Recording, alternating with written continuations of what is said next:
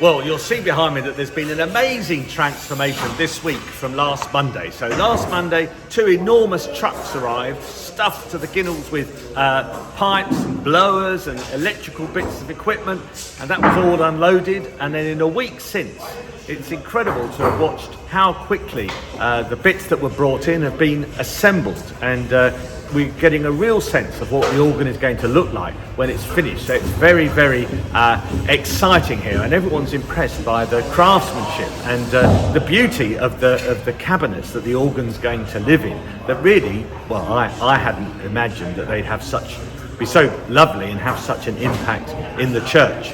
It's been great watching the team from Parsons work. There's about a dozen of them, and they work from 7 in the morning till 6:30 at night, and they're always busy, and it's great to see them working as a team, and they have a range of skills. Some of them are carpenters, some are computer people who know how to program the organ, and others obviously are musical and know how to tune the pipes. So it's been fantastic to see them all busy in church this week, bringing about such an amazing transformation.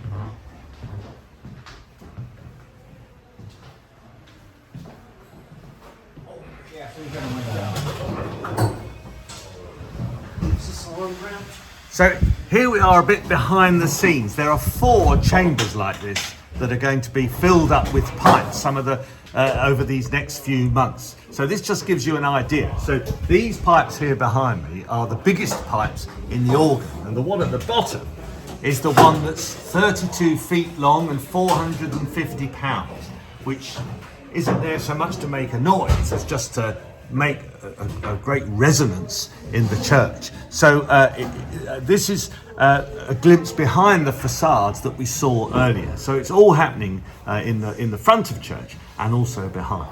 Please don't mind me, and I'll swing my legs over.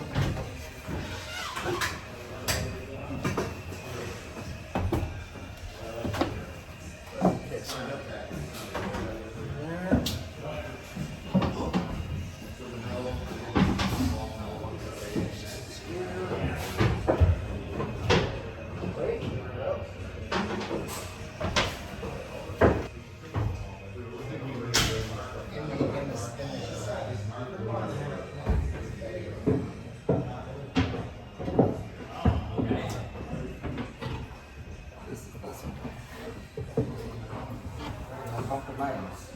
Why not to?